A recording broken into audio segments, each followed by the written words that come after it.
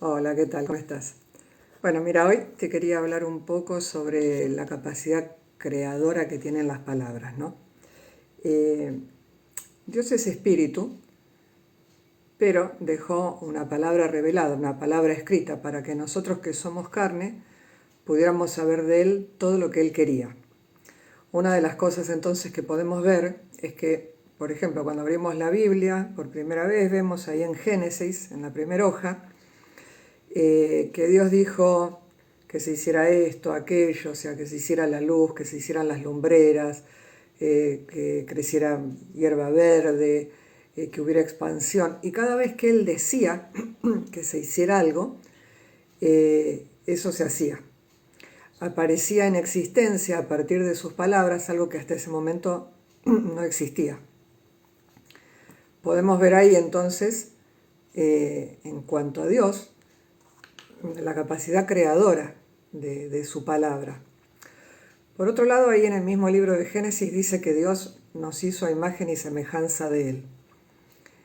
Podríamos hablar de muchas cosas en cuanto a esto, ¿no? Que Dios es espíritu y nosotros, nuestro espíritu. Pero en este caso yo me quiero enfocar en esta misma capacidad creadora de las palabras. En esto de poder, a partir de nuestras declaraciones, hacer que algo que no era una realidad se convierta en una realidad. Sin ir más lejos, quiero hacer una aclaración antes. Hablo de palabras, es todo lo dicho en voz alta o lo pensado, porque en definitiva pensamos en un concepto de palabras, ¿no? O de imágenes, pero las imágenes las conocemos con un nombre también. Nos movemos con palabras. Entonces pensaba, en cuanto a la tecnología, en cuanto a la ciencia, hubo hombres, mujeres, que a través de sus pensamientos y de la prueba y el error, desarrollaron montones de cosas, desde una vacuna hasta un auto, hasta un cohete. Entonces, a partir de pensar y de utilizar palabras y fórmulas, fueron desarrollando y trayendo en existencia cosas que antes no había. Saliendo de ese campo, por ejemplo, podemos ver que una declaración de independencia logra que un montón de personas que antes estaban dependiendo de cierta nación o estaban bajo el yugo de esclavitud, a partir de hechos más una declaración se convierten en nación. De hecho, bueno, estamos viviendo en países que tienen sus normas y sus reglas y que esto trae realidades que hasta que estuvieran reglamentadas, a veces no existían, digamos, o no existían en el mundo del derecho, por lo menos, y no traían realidades a nuestras vidas, porque el punto es qué es lo que trae a nuestra vida, qué es lo que genera, ¿no? Entonces, pensaba que con estas palabras nosotros podemos generar realidades y el punto es qué tipo de realidades generamos. Si estas realidades van a ser buenas o van a ser malas. Muchas veces nos hablamos nosotros a nosotros mismos y no para darnos aliento, sino para decir qué poco hábiles que somos, más un montón de otras cosas. Y en esto que, por ejemplo, quería traer una comparación, ¿no? Veamos el caso de una mamá que tiene mellizos. Los dos nacen el mismo día, de la misma madre, se van a criar en la misma casa, van a comer las mismas comidas, van a ir al mismo colegio, tienen la posibilidad de ir a las mismas escuelas de arte o de practicar los mismos deportes, estudiar los mismos idiomas. Tienen en ese aspecto igualdad de condiciones y de posibilidades.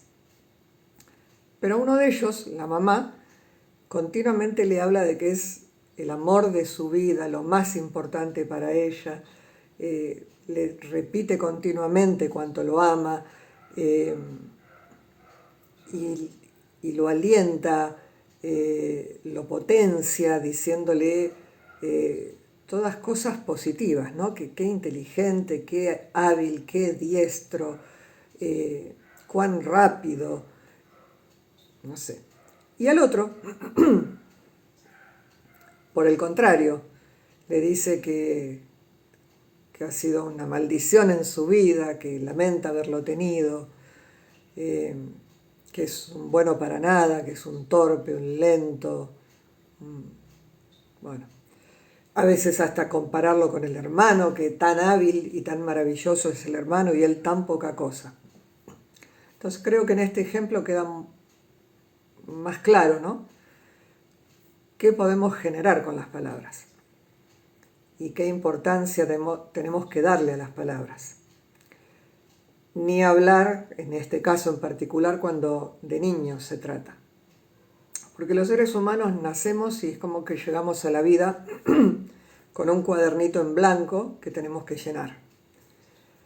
Ese cuadernito en blanco es nuestro cerebro, que es una tierra fértil, virgen. Y empezamos a poner estas semillitas que vienen de afuera, y que nos dan o palabras de aprobación o palabras negativas de rechazo, de desaprobación.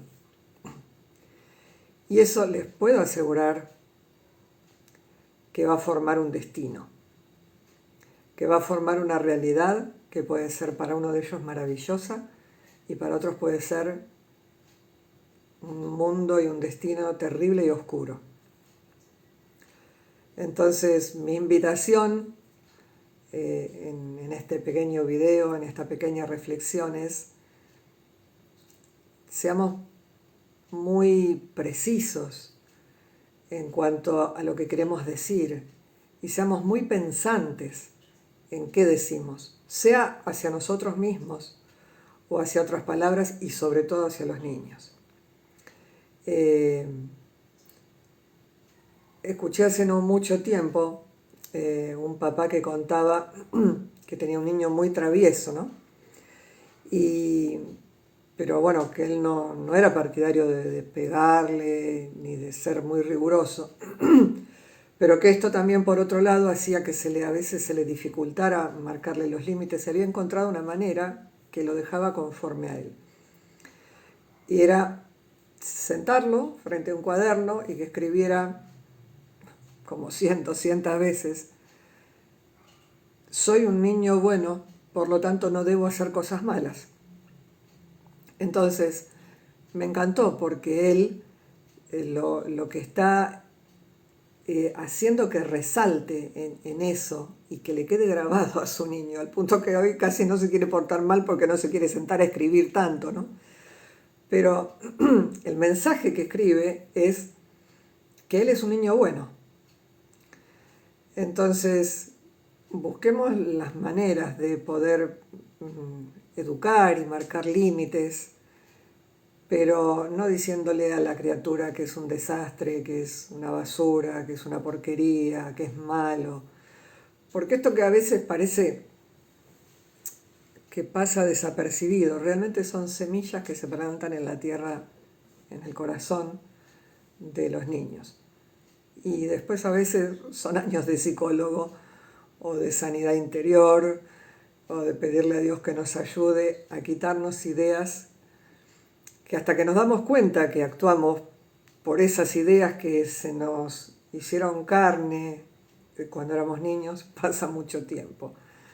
Así que bueno, los invito a pensar sobre esto y espero realmente que pueda ser de provecho para cada uno de ustedes y mía.